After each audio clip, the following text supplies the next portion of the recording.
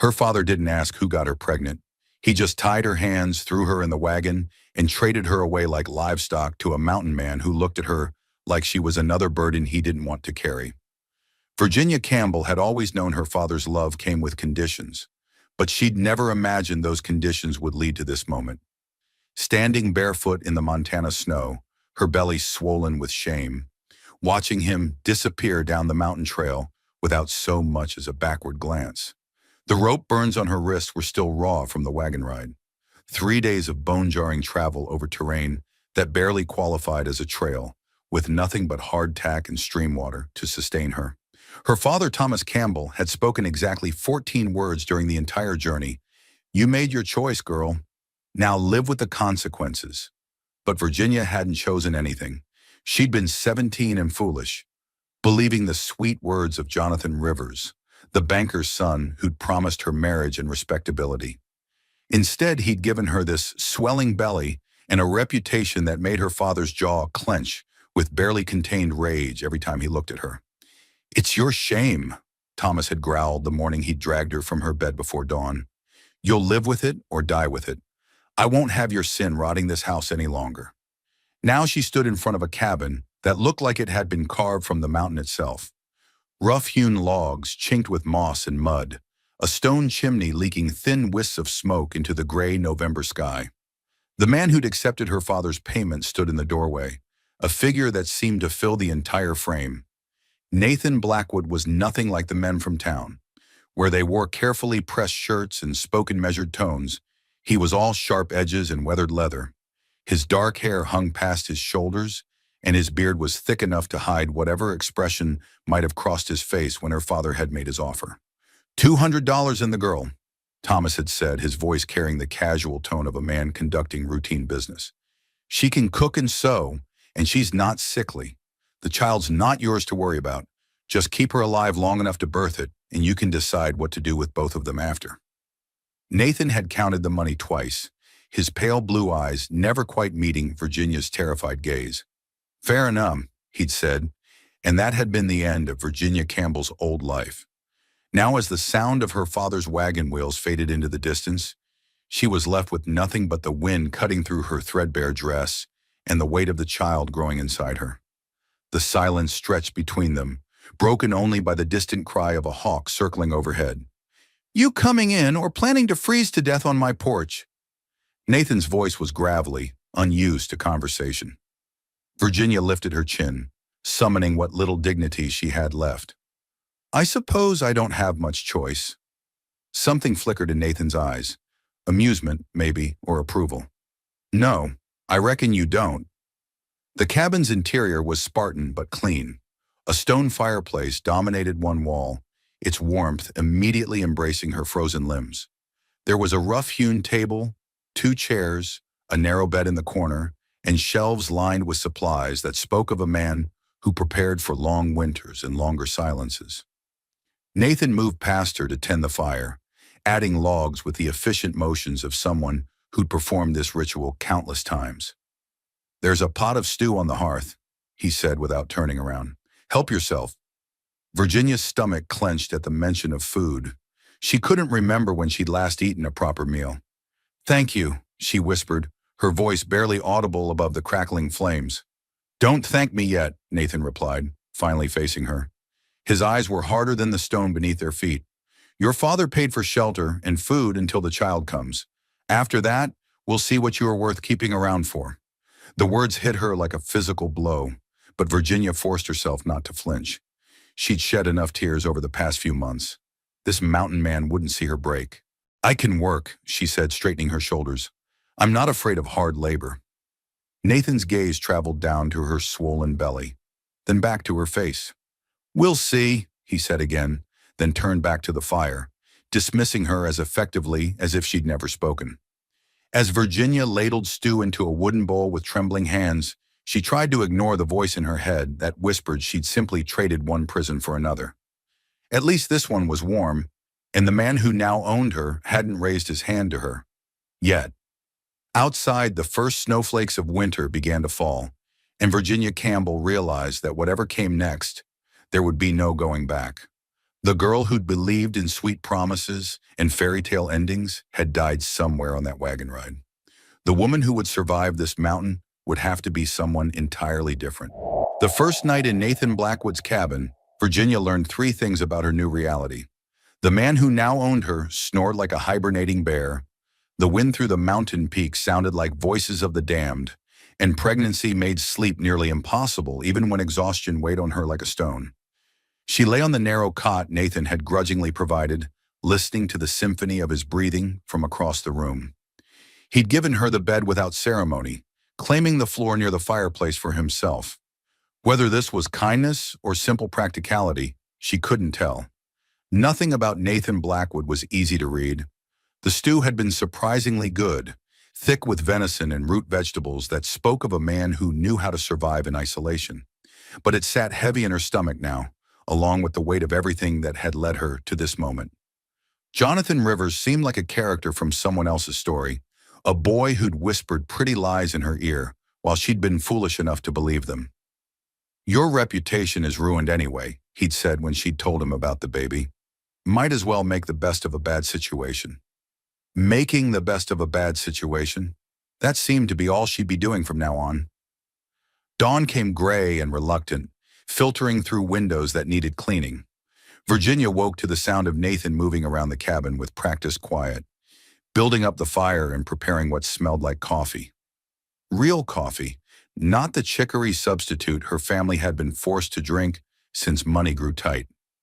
"You planning to sleep all day?" Nathan's voice carried no particular malice, but no warmth either. Virginia pushed herself upright, her back protesting the unfamiliar mattress. "No, sir. I was just—" "Don't call me sir." Nathan poured coffee into 2 tin cups, setting one on the table. "Name's Nathan. Use it." She nodded, unsure of the protocol in this strange new arrangement. Was she a guest? A servant? Property? The lines seemed deliberately blurred. "Can you cook?" Nathan asked, settling into one of the chairs with his coffee. "Yes." Virginia's voice was stronger now. "I can make bread, stews, preserved vegetables. My mother taught me before she died." Nathan studied her over the rim of his cup. "Good. I can hunt and trap, but I'm tired of burning beans and eating charcoal that used to be meat." He gestured toward the kitchen area. "There's supplies in the pantry. Make yourself useful." The dismissal was clear, but Virginia found herself grateful for something to do. Idle hands led to idle thoughts, and she couldn't afford to dwell on what she'd lost. Survival required looking forward, not back. She spent the morning exploring the cabin's modest supplies and planning meals that would stretch their provisions through what looked to be a harsh winter. Nathan disappeared after breakfast, returning at midday with a brace of rabbits and news that made her blood run cold. "Storm's coming," he said, hanging the rabbits from a hook near the door. "Big one, by the look of the sky. We'll be snowed in for days, maybe a week." Virginia felt the walls of the cabin shrink around her. Trapped. Alone with a man she didn't know, carrying a child that grew heavier by the day, with nowhere to run even if she'd had the strength to try. "You look green," Nathan observed, not unkindly. Morning sickness? Heat flooded her cheeks. Men didn't discuss such things, at least not the men she'd known. It comes and goes." Nathan nodded as if this was perfectly normal conversation. "My sister had the same trouble when she was carrying. Ginger tea helped, but I don't have any up here. Mint might work just as well." The casual mention of his sister humanized him in a way that caught Virginia off guard. "You have family?" Something shuddered in Nathan's expression. "Had. They're gone now." The finality in his voice killed any further questions. Virginia turned her attention to skinning the rabbits, grateful for the practical task.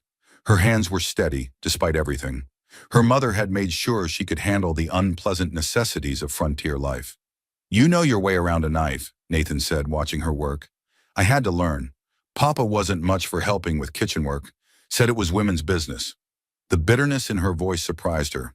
"But he had no trouble trading you away when women's business became inconvenient." The words hit like a slap, true and cruel in equal measure. Virginia's hand stilled on the knife.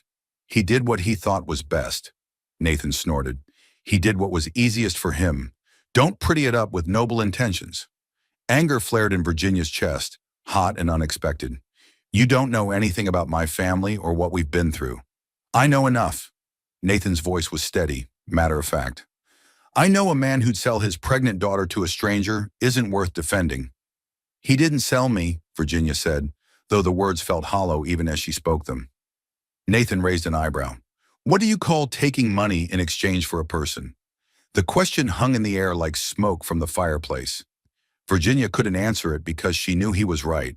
Her father had sold her, plain and simple. All the righteous anger and talk about shame and family honor had just been dressing on a transaction that reduced her to livestock. I'm not livestock, she said quietly, more to herself than to Nathan. No, he agreed. You're not. But you're not free either, are you? The storm hit that evening with a fury that made the cabin shake. Wind howled around the eaves like living things trying to claw their way inside, and snow piled against the windows until the outside world disappeared entirely. Virginia had never felt so isolated, so completely cut off from everything familiar. She cooked dinner, rabbit stew with the last of the fresh vegetables, while Nathan reinforced the shutters and checked the chimney for blockages. They worked around each other with careful efficiency, neither speaking more than necessary. Good stew, Nathan said when they sat down to eat.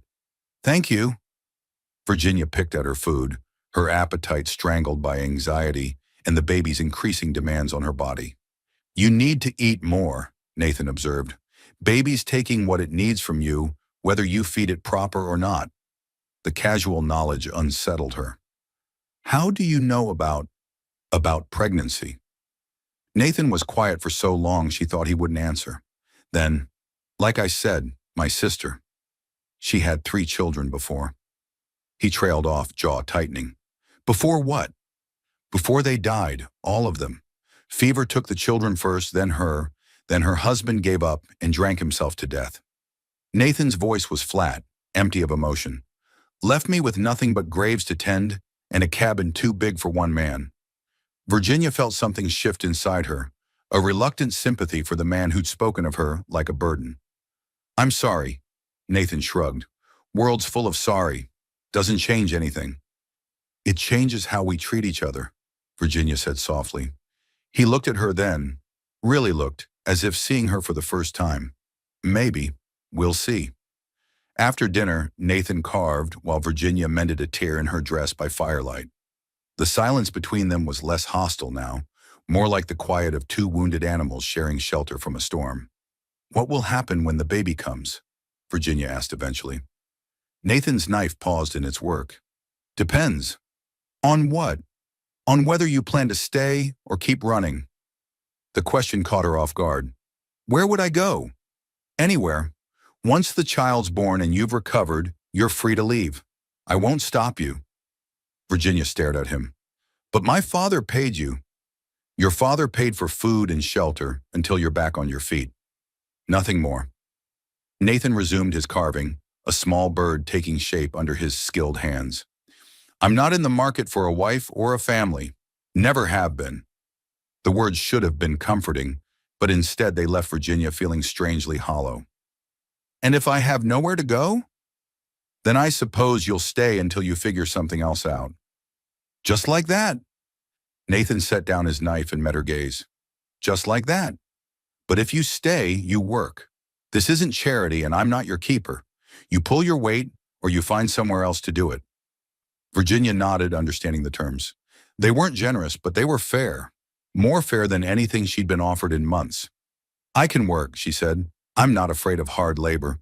Good, because mountain life doesn't make allowances for delicate sensibilities. That night, as the storm raged outside and the fire settled into glowing embers, Virginia lay awake thinking about choices and consequences. For the first time since learning about the baby, she felt something other than fear or despair. Not hope, exactly. That was too much to ask for. But possibility, maybe. The chance that she could build something from the wreckage of her old life, even if it wasn't what she dreamed of as a girl. Nathan was right about one thing. The world was full of sorry, and it didn't change anything. But sometimes Virginia was beginning to understand. Sorry wasn't what you needed to survive. Sometimes you just needed someone willing to give you a chance to prove you were worth more than the price your father had accepted for you. Outside, the wind began to die down, and Virginia finally drifted off to sleep, one hand resting on her growing belly and her mind, for the first time in months, quiet with something that might have been peace. Virginia woke to pain that cut through her like a blade heated in the fire. Not the familiar ache that had become her constant companion over the past month, but something sharper, more urgent, something wrong. She pressed her hand to her belly and felt it, wetness, warm and spreading beneath her nightgown. In the gray pre-dawn light filtering through the cabin windows, she could see the dark stains spreading across the rough cotton fabric. "No," she whispered, the word barely audible in the stillness. "Please, no." The baby had been moving just yesterday, tiny flutters that reminded her she wasn't completely alone in the world. Now there was only pain and the terrible knowledge that something had gone horribly wrong. "Nathan," her voice cracked on his name, fear making it difficult to speak louder than a whisper. He was on his feet before she'd finished saying it, moving from his bedroll by the fire with the swift efficiency of a man accustomed to emergencies. One look at her face told him everything he needed to know. "How much blood?" His voice was calm, clinical, but Virginia caught the tension beneath the surface. She pulled back the blanket with trembling hands. The stain was larger now, spreading down her legs and onto the mattress. "I don't know. I just woke up and—" "All right." Nathan crossed to her in 3 quick strides. "Don't move. Just stay still and breathe." His hands were gentle as he helped her lie flat, positioning pillows under her legs with movements that spoke of experience she didn't want to think about. Where had he learned to handle a crisis like this? How many women had he watched bleed their children away? "The baby," Virginia whispered, tears starting to flow despite her efforts to stay strong. "Is the baby—" "Too early to tell." Nathan pulled a clean cloth from his supplies and pressed it firmly against her. "Sometimes bleeding doesn't mean what you think it means. Sometimes women spot throughout pregnancy and deliver healthy children." "Sometimes?" Nathan met her eyes, his expression serious but not without compassion. "Sometimes they don't. But we're not there yet, so don't borrow trouble." He moved around the cabin with purposeful efficiency, stoking the fire higher, setting water to boil, gathering supplies Virginia recognized from her mother's birthing kit. Clean cloths, strong thread, a bottle of whiskey that would serve as both antiseptic and anesthetic if things went badly. "What can I do?" Virginia asked, desperate to feel useful instead of helpless. "Stay still. Keep pressure here." Nathan guided her hand to the cloth. "And tell me if the pain gets worse or if you feel dizzy." The pain was already worse, cramping through her abdomen in waves that made her bite down on her lip to keep from crying out. She'd heard women talk about miscarriage in hushed tones, always with the understanding that it was God's will and not to be questioned. But lying here watching her blood seep through cloth after cloth, Virginia found herself questioning everything. "Why is this happening?" she asked when Nathan returned with warm water and fresh bandages. "Could be any number of things." He knelt beside her, his large hands surprisingly gentle as he worked. "Stress, poor nutrition, just bad luck. Most times there's no reason that makes sense. My father said this baby was God's punishment for my sins." Nathan's hand stilled. "Your father was an ignorant fool." The vehemence in his voice surprised her. "You don't believe in divine punishment? I believe in a lot of things." Nathan resumed his work, changing the blood-soaked cloth for a clean one. "But I don't believe any God worth worshiping would punish a child for its parents' mistakes, and I sure as hell don't believe pregnancy is a sin that needs punishing." Virginia studied his profile in the firelight. "You sound like you've given this some thought." "My sister believed the same nonsense your father preached. Spent her whole pregnancy with her first child, convinced she'd done something wrong because she couldn't keep food down. Nearly starved herself trying to atone for imaginary sins. But she had 3 children. They lived. They lived until fever took them. And you know what she said when they were dying?" Nathan's jaw tightened. "She said it was her fault. Said God was punishing her for being too happy, for loving them too much." The pain in his voice was rawer than anything Virginia had expected from the taciturn mountain man. I'm sorry. Don't be sorry for her. Nathan stood, carrying the bloodied cloths to the fire. Be angry. Be furious that women are taught to blame themselves for every tragedy that befalls them, while men walk away from their responsibilities without a second thought. Virginia watched him feed the cloths to the flames, his movements sharp with suppressed emotion. Is that what you think Jonathan did? Walked away from his responsibilities? Didn't he? The simple question hit harder than any accusation. Yes, Jonathan had walked away, had denied her, denied the child, denied any connection between them, had let her face the consequences alone while he continued his life as if she'd never existed. Yes, Virginia admitted quietly. He did. Nathan returned to her side, pressing the back of his hand to her forehead to check for fever. Then stop making excuses for him, and stop making excuses for your father. Both of them failed you when you needed them most. But if the baby dies, then we'll bury it proper and mourn it proper, and it still won't be your fault. Nathan's eyes held hers steadily. You understand me?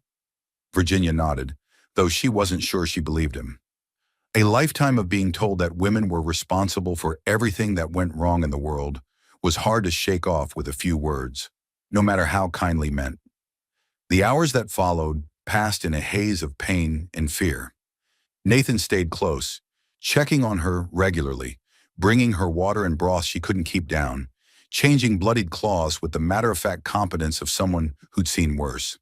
Tell me about your sister, Virginia said during one of the quieter moments, when the cramping had eased enough for her to think about something other than the possibility of loss.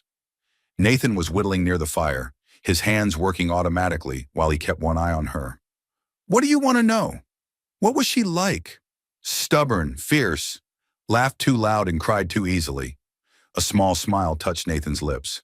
She would have liked you, I think. Why? Because you're still fighting. Even scared out of your mind and bleeding all over my sheets, you're still fighting. Virginia didn't feel like she was fighting. She felt like she was drowning, going under inch by inch with nothing solid to hold on to. I don't know how to fight something like this. You don't fight it. You endure it. There's a difference. How? Nathan set down his carving and looked at her directly. You breathe. You take whatever comes, good or bad, and you keep breathing. And when it's over, you figure out what comes next. And if the baby doesn't survive, then you mourn and you heal and you decide whether you want to try again someday with someone who deserves you. The words hung between them, heavy with implication. Virginia searched Nathan's face for meaning, but his expression had shuddered again, revealing nothing. The crisis peaked near sunset. Virginia woke from a fitful doze to pain so intense she couldn't bite back her cry. Nathan was beside her instantly, his hands on her forehead, her pulse, speaking in low, soothing tones that barely penetrated the haze of agony. I can't, she gasped. I can't do this. Yes, you can. Nathan's voice was steady, unshakable. You're stronger than you know. I'm not strong. I'm just scared. Being scared doesn't make you weak. It makes you human. The pain reached a crescendo that left Virginia gasping, certain something inside her had torn beyond repair. Then gradually it began to ebb. The bleeding slowed. The cramping eased to something bearable. And deep inside, so faint she might have imagined it, she felt movement. The baby, she whispered, her hand flying to her belly. It's still moving. Nathan checked the cloths, his expression cautious but hopeful. Bleeding stopped. That's good. Virginia closed her eyes, overwhelmed with relief so intense it made her dizzy. It's alive. Seems like it, but you need to rest now. Real rest. No getting up, no trying to help with anything. Just lie still and let your body heal. For how long? As long as it takes. That evening, as Nathan prepared a simple dinner of broth and bread, Virginia watched him move around the cabin with new eyes. He'd spent an entire day caring for her with the dedication of a husband or brother, asking for nothing in return except that she follow his instructions. Why? She asked when he brought her a cup of warm broth. Why what? Why did you take such good care of me today? You could have just let nature take its course. Nathan sat heavily in the chair beside her bed, suddenly looking every one of his 30 years. Because everyone deserves someone to care whether they live or die. And because, he trailed off, staring into the fire. Because what? Because I couldn't save my sister when she needed me. Maybe helping you helps balance the scales somehow. Virginia reached out instinctively, covering his work-roughened hand with her smaller one. You're a good man, Nathan Blackwood. He looked down at their joined hands, something complicated passing across his features. No, I'm not, but I try to do right when I can. That's all any of us can do. Nathan nodded, but he didn't pull his hand away. They sat in comfortable silence as the fire burned low and the darkness outside pressed against the windows. For the first time since arriving at the cabin, Virginia felt something she hadn't dared hope for. Safety. Not just physical safety, though Nathan had certainly provided that. Something deeper, the safety that came from being seen as more than a burden or a transaction, the safety of being cared for without conditions or expectations. It wasn't love. She wasn't fool enough to mistake practical kindness for romantic affection. But it was something precious nonetheless, something worth fighting for, worth enduring for. As sleep finally claimed her, Virginia's last thought was a promise to herself and to the child still growing inside her. They would survive this. Whatever came next, they would find a way to survive it together. 3 weeks after the bleeding stopped, Virginia had begun to believe she might actually survive both the pregnancy and the mountain winter. The baby moved regularly now, strong kicks that reassured her even when they kept her awake at night. Nathan had proven himself a surprisingly capable caretaker, checking on her recovery with the same methodical attention he gave to maintaining his traps and supplies. She'd even begun to find a rhythm in their daily routine, cooking meals that didn't taste like charcoal, mending Nathan's clothes, organizing the cabin with a woman's touch it had clearly lacked.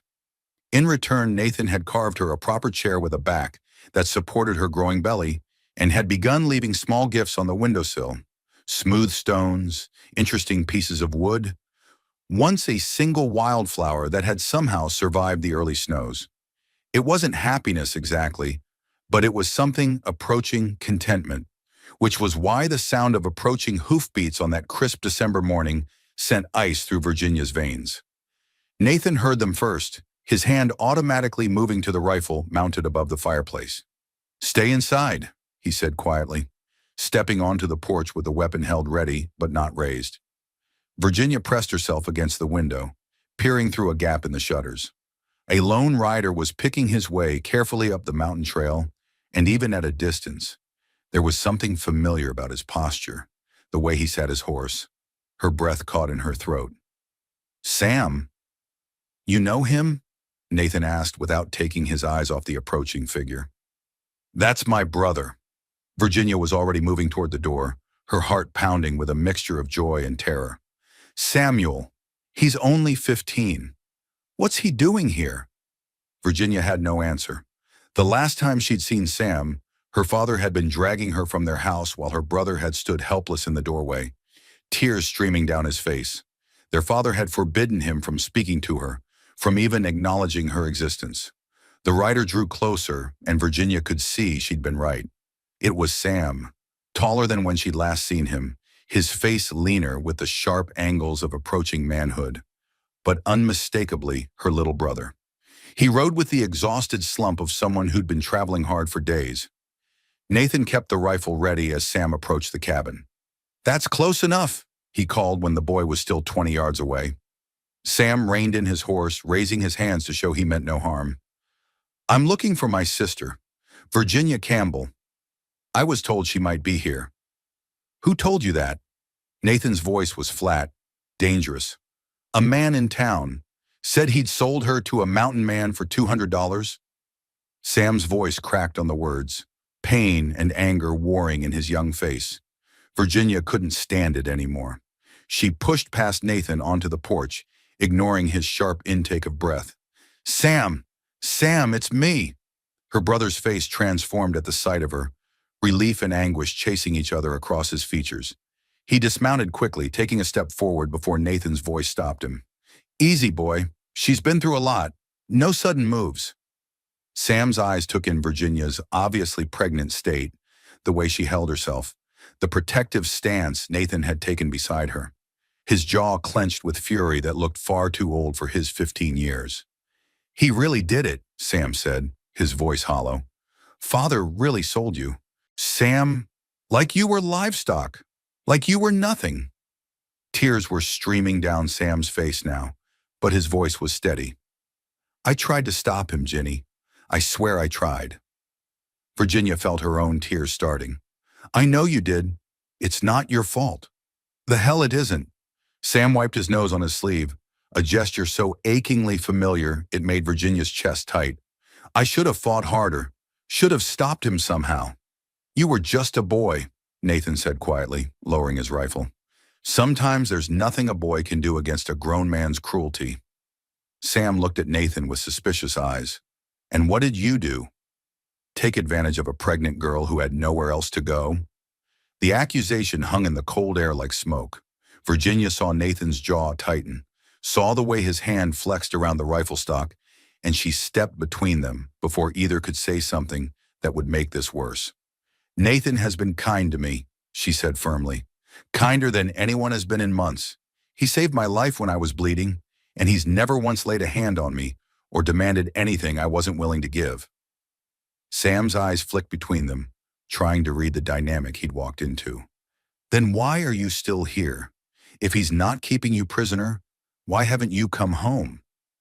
The question cut deep because Virginia didn't have a simple answer. Home to what? To her father's rage and the town's whispers? To Jonathan Rivers' family using their influence to ensure she never found work or shelter anywhere decent? To a life of shame and struggle with no one to help her raise the child she carried? "Because," she said finally, "I don't have a home to go back to. Father made that clear when he traded me for $200. "Things have changed," Sam said desperately. "Father's gone, Ginny. Left 3 days after he brought you here. Just packed up and rode out without a word to anyone." Virginia felt the world tilt beneath her feet. "Gone? What do you mean, gone?" "I mean, he's not coming back. Left me with the house and debts I can't pay, and neighbors asking questions he didn't want to answer."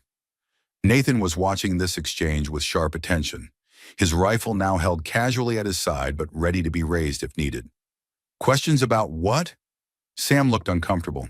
"About where Virginia went, about why she wasn't seen at Sunday service anymore, about whether it was true that Thomas Campbell had sold his pregnant daughter to settle his gambling debts." "Gambling debts?" Virginia's voice was barely a whisper. "He'd been losing money for months. Poker games at the saloon, bad investments, loans he couldn't repay. The $200 you brought him?" Sam's voice broke. "That wasn't punishment money, Ginny. That was survival money. He sold you to keep from losing the house." The words hit Virginia like physical blows. All her father's talk about shame and sin, about doing what was necessary to preserve the family honor, it had all been lies. He'd sold her not to punish her sins, but to cover his own. "I'm sorry," Sam continued, his young voice thick with pain. "I'm so sorry, Ginny.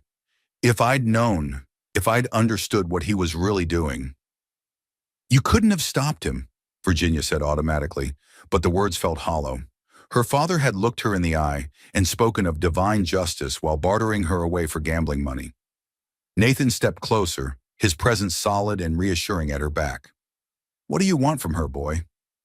Sam straightened, trying to project an authority his 15 years couldn't quite support. "I want her to come home with me. I want us to be a family again, like we were before all this happened." "And how would that work?" Nathan's voice was deceptively mild. "Pregnant woman, newborn baby, teenage boy trying to run a household with no money and debts hanging over your head." "We'd manage," Sam said stubbornly. "Families stick together." "Some families do," Nathan replied. "Others sell their pregnant daughters to strangers." The cruel accuracy of the statement made Sam flinch, but he didn't back down.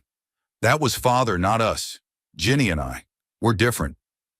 Virginia felt the weight of their expectations pressing down on her, Sam's desperate need to rebuild what their father had destroyed, Nathan's unspoken question about whether she would choose the known hardships of family over the uncertain future they'd been building together. I need time to think, she said finally. What's to think about? Sam asked, desperation creeping into his voice. I'm your brother. I came all this way to bring you home. You came all this way without considering what that home might look like now, Nathan said bluntly. Your sister's 7 months pregnant. Probably more. She needs stability, proper food, someone who knows what they're doing when the baby comes. What can you offer her besides good intentions? Sam's face flushed red. I can offer her family. I can offer her love. What can you offer besides isolation and safety? Virginia said quietly, the words stopping both men mid-argument. He can offer me safety. Sam stared at her. Safety from what? From the people who care about you. Safety from being judged. Safety from being whispered about. Safety from men like Jonathan Rivers, who think pregnant women are fair game for whatever cruelty amuses them. Virginia's voice grew stronger with each word. Safety from having to explain myself to everyone who thinks they know my story better than I do. But we're family, Sam said, and the hurt in his voice nearly broke her heart. Yes, we are. But family isn't just blood, Sam. It's also about who takes care of you when you need it most. Nathan had gone very still beside her, and Virginia realized what her words might sound like to him. She turned to meet his eyes, searching for some sign of what he was thinking, but his expression was carefully neutral. I'm not saying I've made my decision, she added quickly, but I need time to consider what's best for the baby. Sam nodded reluctantly. How much time? Virginia looked at Nathan, who shrugged slightly. The choice was hers to make. Until after the baby comes, until I've recovered enough to travel safely. That could be months. Then you're welcome to wait if you want to. There's room in the shed, and Nathan can always use help with the winter work. Sam looked between them, clearly trying to understand the dynamics he'd stumbled into. And what happens after the baby's born? What happens when you've recovered? Virginia rested her hand on her swollen belly, feeling the child move restlessly inside her. Then I decide what kind of life I want to build for us, and with whom. The words hung in the cold mountain air, a promise and a warning both. 3 people, 3 different visions of the future, and a child who would inherit whatever choice Virginia finally made. It wasn't the reunion any of them had imagined, but it was the reality they would have to navigate together, one day at a time, until the mountain winter released its grip and forced them all to choose their paths forward. Sam had been at the cabin for 2 weeks when the first real danger found them. He'd settled into the rhythm of mountain life with surprising adaptability, helping Nathan with the endless tasks that winter survival demanded. Chopping wood, checking traps, maintaining the shed where he'd made his temporary home. The tension between the 2 men had eased somewhat, though Virginia could still feel the undercurrent of competition whenever they were in the same room. She was kneading bread dough when Nathan burst through the door, his face grim with urgency. We've got trouble, he said, grabbing his rifle from above the fireplace. Sam, get in here, now! Sam appeared from the woodshed, axe still in hand, alerted by Nathan's tone. What kind of trouble? 3 riders coming up the trail, moving fast but trying to stay hidden. Nathan checked his ammunition with practiced efficiency. They've been watching the cabin from the tree line for the past hour. Virginia felt ice settle in her stomach. At 8 months pregnant, she was in no condition to run or fight. The baby seemed to sense her distress, kicking restlessly against her ribs. Could be travelers, Sam suggested hopefully. Nathan shook his head. Travelers don't scout a cabin for an hour before approaching. These men are up to something. What do we do? Virginia asked, trying to keep the fear out of her voice. You stay in the back room, away from the windows, Nathan said firmly. Sam and I will handle this. I can fight, Sam protested, gripping his axe tighter. I'm not a child. No, but you're not a killer either. Nathan's voice was flat, matter of fact. These men are. I can tell by the way they move, the way they're approaching. They've done this before. Virginia had never heard Nathan speak with such cold certainty about violence. It reminded her that despite his kindness to her, he was still a man who lived alone in dangerous country and survived. Sam, listen to me, Nathan continued. I need you to stay calm and do exactly what I tell you. Your sister's life might depend on it. The words sobered Sam instantly. He nodded, his young face set with determination. The knock came 20 minutes later, two sharp raps that somehow managed to sound both polite and threatening. Nathan had positioned himself behind the table, rifle ready. Sam crouched near the window, axe within reach. Virginia huddled in the back room, one hand on her belly, the other clutching a kitchen knife Nathan had pressed into her palm. "Afternoon," a voice called from outside. It was smooth, educated, the kind of voice that could talk a man out of his horse or his life with equal ease. "Sorry to disturb you folks. We're just looking for shelter from the cold." Nathan didn't move toward the door. "Plenty of caves in these mountains. Find one of those." A pause, then laughter that held no warmth. "Now that's not very neighborly. We've been riding hard for days. Surely you can spare a place by your fire for fellow travelers?" "No room," Nathan replied curtly. "Keep riding." "The thing is," the voice continued, taking on a harder edge, "we know you're not alone in there. Saw smoke from more than one cooking fire, heard voices. Now, we're not unreasonable men, but we've had a hard journey and we're not inclined to take no for an answer." Virginia heard the sound of boots moving around the cabin, circling them. Her heart pounded so hard she was sure the baby could feel it. "I count 3 of you," Nathan called out, his voice carrying clearly. "Want to make it even odds? Come ahead. But know that the first man through that door dies, and I've got enough ammunition to make the other 2 regret following him." The circling footsteps stopped. "Now, friend, there's no need for hostility." But the smooth voice had lost some of its confidence. "We're just cold, hungry men looking for hospitality. Then you should have thought of that before you spent an hour scouting my property like wolves planning an attack." Virginia heard whispered conversation from outside, too low to make out the words. Then the voice returned, harder now. All pretense of civility dropped. "We know you've got a woman in there. Pregnant woman by the look of the washing on the line. Be a shame if something happened to her because you couldn't be reasonable." The threat hung in the cold air like smoke. Virginia saw Sam's knuckles go white around his axe handle, saw Nathan's finger move to his rifle's trigger. "You're making a mistake," Nathan said, his voice dropping to a dangerous quiet. "Threatening what's mine. Is she yours? Because word in town is that Thomas Campbell sold his pregnant daughter to pay his debts. Figured a woman in that situation might be grateful for some alternative companionship." Virginia felt bile rise in her throat. These men knew who she was, knew her history. They'd come here specifically for her. Nathan's response was to fire a warning shot through the window, splintering wood near where one of the men stood. Next one goes through flesh instead of timber. Chaos erupted. Men shouted, boots pounded across the porch. Something heavy slammed against the door. Sam sprang into action, bracing his shoulder against the barrier, while Nathan aimed at the largest gap in the shutters. "Sam!" Nathan barked. "The back window!" Sam spun just in time to see a man climbing through the rear window, knife gleaming in his hand. Without hesitation, the 15-year-old swung his axe in a wide arc that caught the intruder in the shoulder, sending him tumbling back outside with a scream of pain. "Good boy," Nathan grunted, firing another shot that sent the remaining attackers diving for cover. Virginia pressed herself against the wall, knife raised, as the sounds of battle raged around her.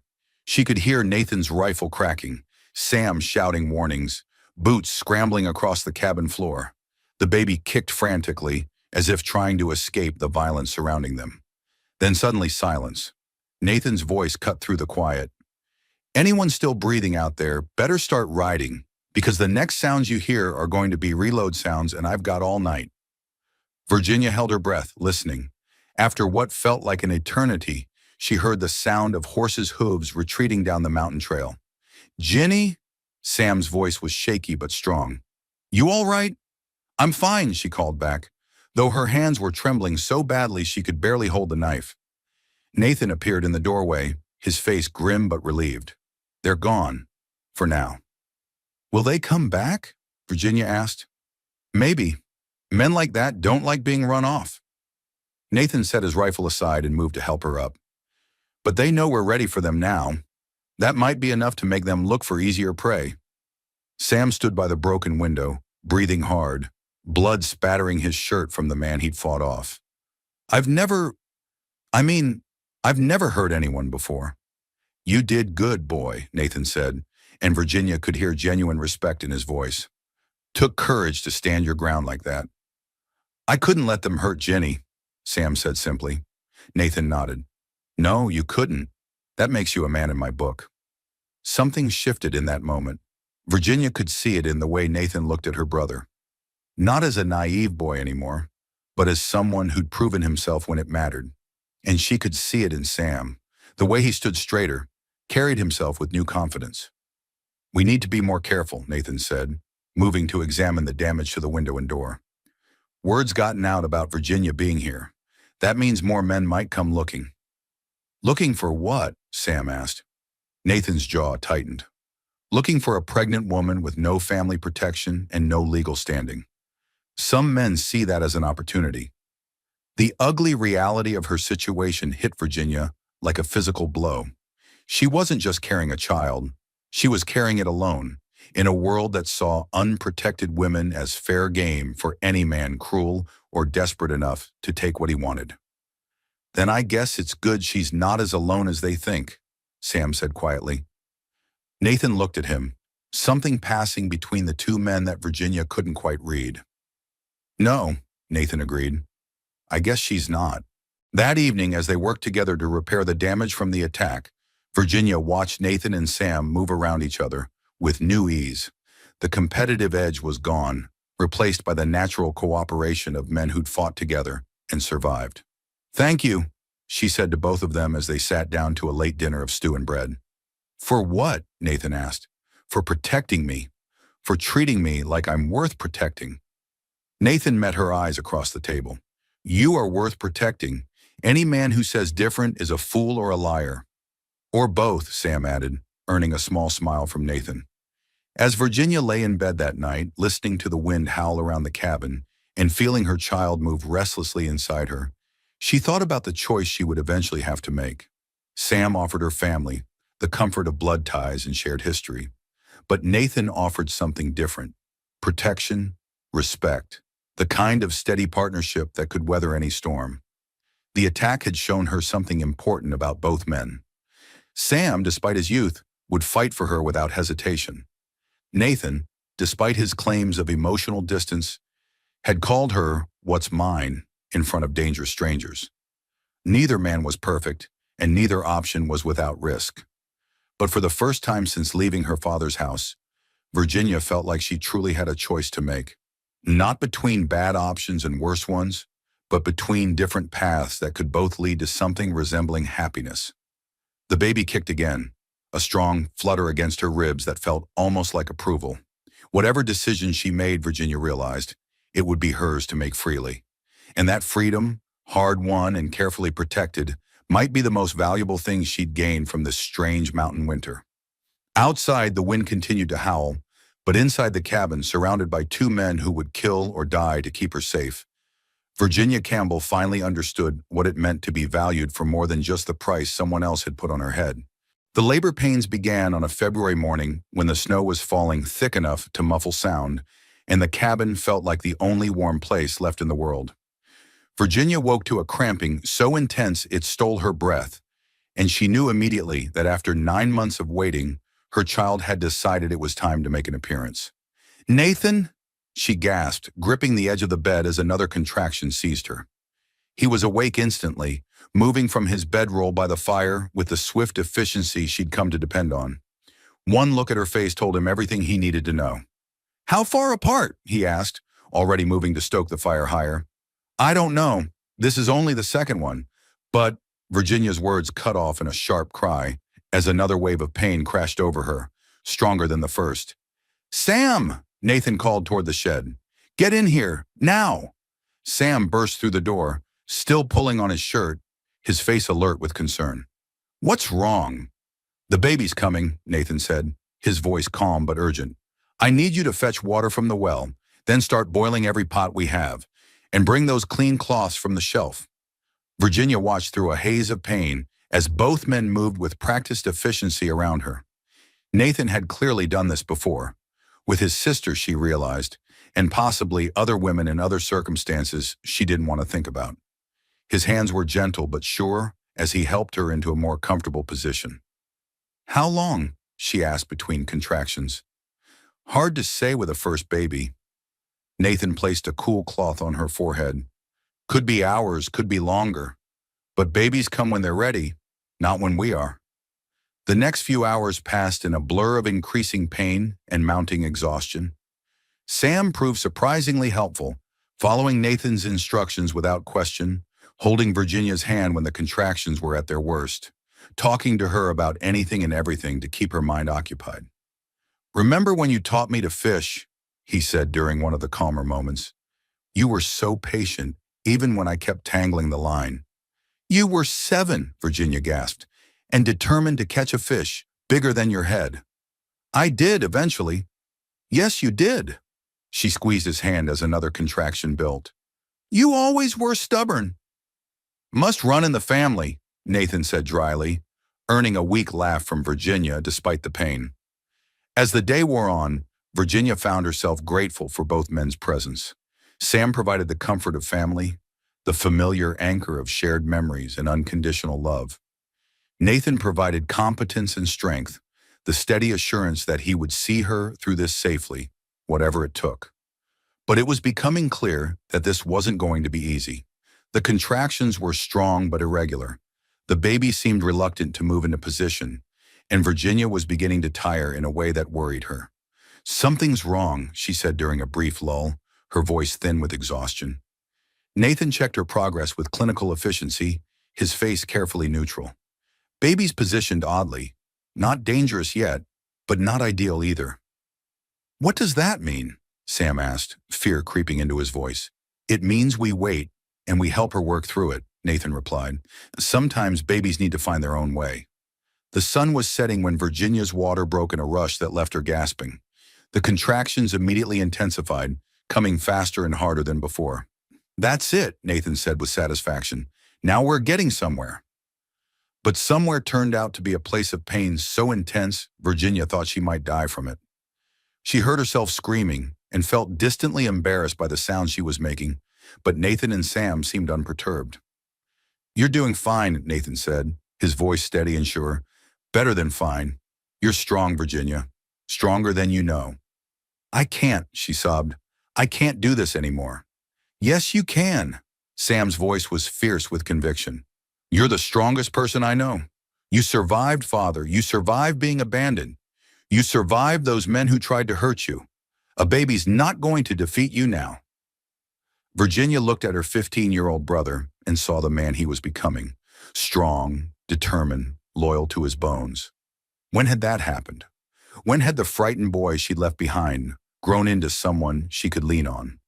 "I see the head," Nathan said suddenly, excitement creeping into his voice. "Come on, Virginia. One more push." She bore down with everything she had left, and suddenly the pain crested and broke like a wave, leaving her gasping and empty. Then she heard it, the thin, outraged wail of a newborn taking its first breath. "It's a girl," Nathan said, his voice thick with emotion Virginia had never heard from him before. "A beautiful, healthy girl." He placed the baby on Virginia's chest, this tiny, perfect creature who looked nothing like Jonathan Rivers and everything like a miracle. She had dark hair that curled damply against her scalp and eyes that seemed to take in the whole world with serious attention. "Hello, little one," Virginia whispered, tears streaming down her face. "I'm your mama." Sam leaned over them both, his young face soft with wonder. "She's so small." "She'll grow," Nathan said, efficiently cleaning up with the supplies he'd prepared. "Give her a year or two, and she'll be running you both ragged." Virginia looked up at him, noting the way his hands trembled slightly as he worked, the way he kept glancing at her and the baby with an expression she couldn't quite read. "Thank you," she said softly, "for everything." Nathan's eyes met hers, and for a moment the careful distance he maintained seemed to crack. "What will you name her?" Virginia looked down at her daughter, this unexpected gift born from pain and shame, and somehow transformed into pure love. "Grace," she said without hesitation. "Her name is Grace." "Grace Campbell," Sam said, testing the sound of it. "Grace Blackwood," Nathan said quietly, and both Virginia and Sam stared at him. "What?" Virginia asked. Nathan sat heavily in the chair beside her bed, running a hand through his hair. I know what we agreed.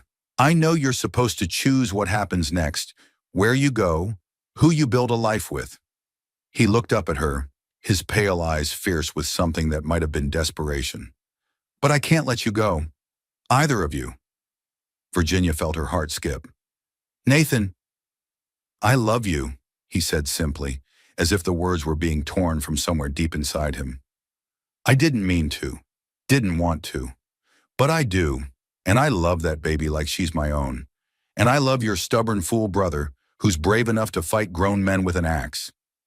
Sam made a sound that might have been protest or laughter. I'm not good with words, Nathan continued, his voice growing stronger. I'm not educated or refined or any of the things you probably deserve, but I can provide for you, protect you, love you for the rest of my life if you'll let me. Virginia stared at him, this man who'd taken her in when she had nowhere else to go, who'd cared for her through sickness and danger, who'd just helped bring her daughter safely into the world. Are you asking me to marry you? I'm asking you to build a life with me, here, in this cabin, with this family we've somehow managed to create. Nathan's voice was steady now. Sure. I'm asking you to let me be Grace's father, and Sam's brother, and your husband if you'll have me. Virginia looked down at Grace, who was watching her with those serious dark eyes, then at Sam, who was trying very hard not to look like he was holding his breath, waiting for her answer. What about what I want? She asked softly. Nathan went very still. What do you want? Virginia smiled, feeling something warm and bright unfurling in her chest. I want exactly what you're offering. I want this family, this life, this future we can build together. She looked at Sam. If that's all right with you, I know you came here to bring me home. Sam grinned, the expression transforming his young face. This is home, Jenny. I figured that out weeks ago. Nathan leaned forward, his hand covering hers where it rested on Grace's tiny back. Are you sure? Once we do this, there's no going back. You'll be tied to a mountain man with more scars than sense, living in the middle of nowhere with a brother who's still learning how to shave. I'm sure, Virginia said firmly. I've never been more sure of anything in my life. Nathan smiled then, a real smile that reached his eyes and lit up his entire face. Then I guess I better figure out how to make you an honest woman. In the morning, Virginia said, exhaustion finally catching up with her now that the crisis had passed.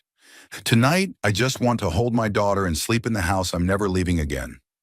Our house, Nathan corrected gently. Our house, Virginia agreed, and felt the last piece of her broken heart slot perfectly into place. Outside, the snow continued to fall, blanketing the mountain in pristine white. But inside the cabin, 3 adults and 1 tiny baby settled into the kind of peace that came from choosing love over fear, family over loneliness, and hope over the bitter lessons of the past. It wasn't the life Virginia had dreamed of as a girl, but it was better than any dream she'd ever dared to have. It was real, earned through struggle and pain, and the simple courage to keep believing that good things were still possible, even for a woman who'd been traded away like livestock and told she was worth nothing more than $200.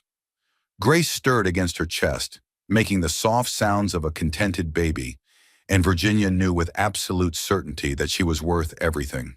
They all were. And tomorrow, when Nathan made good on his promise to marry her, she would begin the rest of her life as exactly who she'd always been meant to be. A woman who chose her own family, her own future, and her own definition of what it meant to be free. Spring came early to the Montana mountains that year, as if the world itself was eager to celebrate the new life growing in the Blackwood cabin. Virginia stood on the porch, Grace sleeping peacefully in her arms, watching Nathan and Sam work together to repair the winter damage to the shed. The easy partnership between them never failed to make her smile, her brother and her husband-to-be building something together with their own hands. They'd planned the wedding for the first week of May, when the preacher from the Valley settlement made his monthly rounds. It would be simple, just the 4 of them, and whatever neighbors could make the journey up the mountain.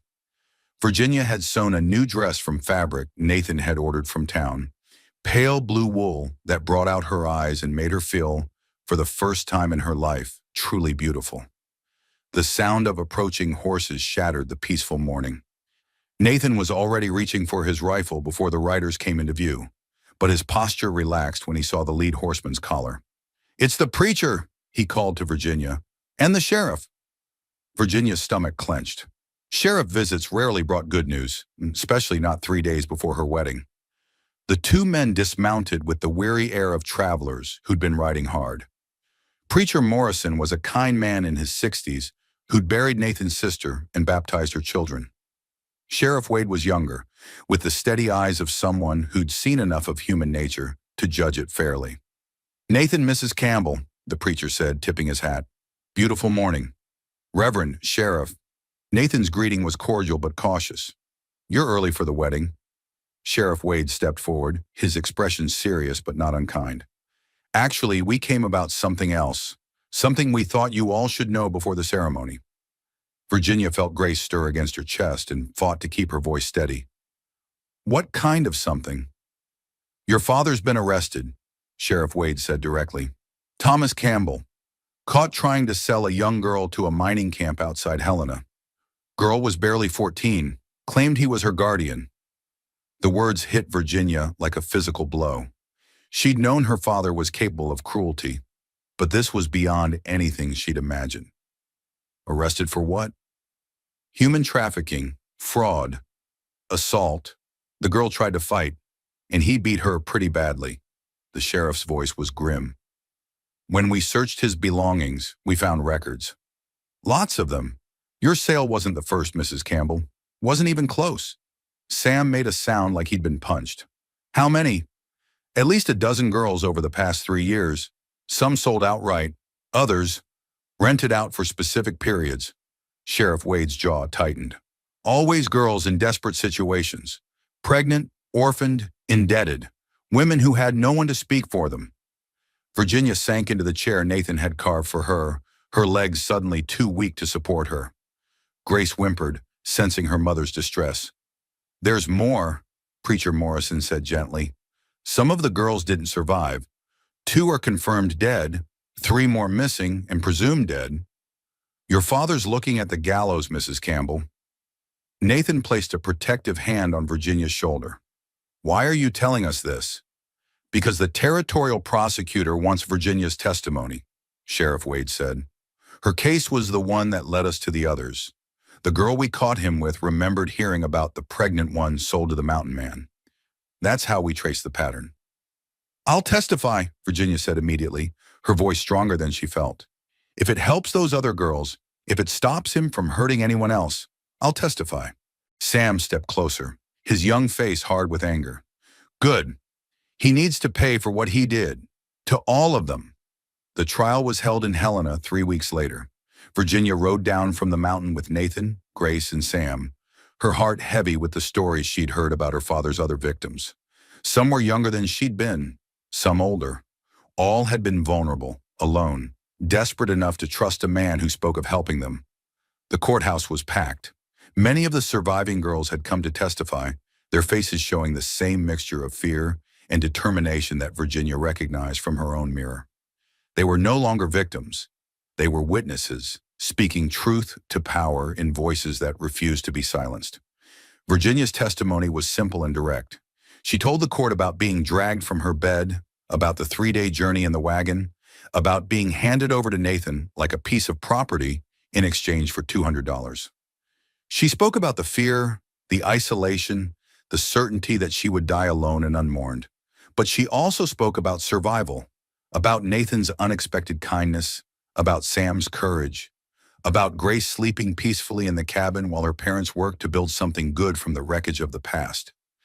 "The defendant sold me because he saw me as worthless," Virginia said, looking directly at her father for the first time since that terrible morning. "But he was wrong. I wasn't worthless then, and I'm not worthless now.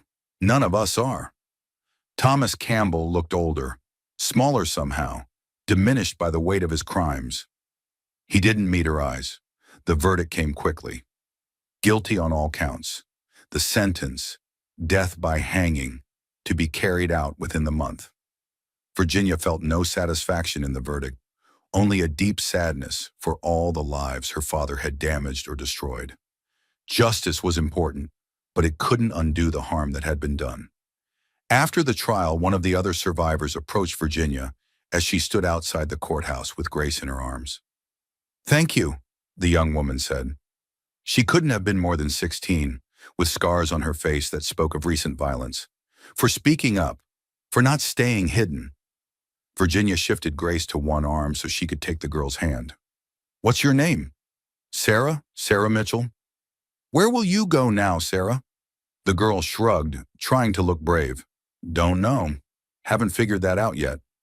Virginia looked at Nathan, who was deep in conversation with Sam and the sheriff. She thought about the cabin on the mountain, about the spare room they'd been planning to turn into a nursery for future children. "How do you feel about mountain living?" Virginia asked. Sarah blinked. "Ma'am, we could use help with the baby, and my brother could use someone to argue with besides my husband." Virginia smiled. "It's not much, but it's safe, and it's honest work. You'd do that?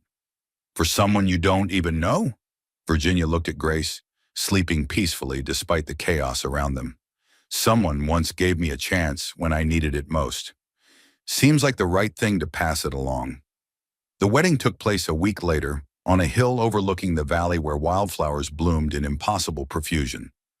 Preacher Morrison performed the ceremony with Sarah, Sam, and little Grace as witnesses. Nathan had carved wedding rings from mountain ash, simple bands that caught the morning sunlight and seemed to glow with their own inner fire. "Do you, Nathan Blackwood, take this woman to be your lawfully wedded wife, to have and to hold, in sickness and in health, for richer or poorer, as long as you both shall live?" "I do," Nathan said, his voice steady and sure. "Do you, Virginia Campbell, take this man to be your lawfully wedded husband, to have and to hold, in sickness and in health, for richer or poorer, as long as you both shall live?" Virginia looked at Nathan's weathered face, at the love shining in his pale blue eyes, at the man who'd taken her broken and made her whole. "I do." "Then by the power vested in me by the territory of Montana, I now pronounce you husband and wife. Nathan, you may kiss your bride." The kiss was gentle, reverent, full of promise for all the years ahead. Grace gurgled happily in Sam's arms, as if she approved of the proceedings. That night, as they celebrated with simple food and homemade music, Virginia stood apart for a moment, watching her new family. Nathan was teaching Sam a card game while Sarah held Grace, cooing softly to the baby. The cabin glowed with lamplight and laughter, filled with people who'd chosen each other despite everything the world had thrown at them. "Happy?" Nathan asked, appearing beside her. Virginia leaned into his solid warmth, feeling Grace's tiny hand curl around her finger. "Happier than I ever thought possible." "Good," Nathan said, pressing a kiss to the top of her head, "because this is just the beginning." Virginia smiled, watching Sam cheat shamelessly at cards while Sarah pretended not to notice. Her father was dead, executed the previous week for his crimes. Jonathan Rivers had married a banker's daughter and never spared a thought for the child he'd left behind. The woman who'd been sold like livestock no longer existed. In her place stood Virginia Blackwood, wife, mother, sister, friend. A woman who'd learned that family wasn't about blood or obligation, but about the daily choice to love and protect and build something beautiful together. Grace yawned against her chest, tiny fingers spreading like stars against the blue wool of her wedding dress. Outside, the mountain wind whispered through the pines, carrying the scent of snow from the high peaks and the promise of wildflowers from the valleys below. This was home. This was family. This was the life she'd built from the ashes of shame and abandonment. And it was more than enough. It was everything. And so, across the rugged mountains of Montana Territory, another tale finds its ending. Not in the shame that Thomas Campbell intended for his daughter, but in the love that transformed her pain into purpose. Virginia's story reminds us that we are never truly worthless, no matter what others may say or do to us. That family isn't always born from blood, but from the daily choice to stand by each other through life's storms. And that sometimes the people who seem hardest and most distant are the ones whose hearts hold the deepest capacity for love. From a pregnant girl traded like livestock came a woman who chose her own destiny. From a mountain man's isolation came a father's fierce protection. From a terrified boy came a young man of courage, and from the ashes of abandonment grew a family stronger than any blood tie could ever be. Have you ever felt discarded by those who should have protected you? Have you found family in unexpected places?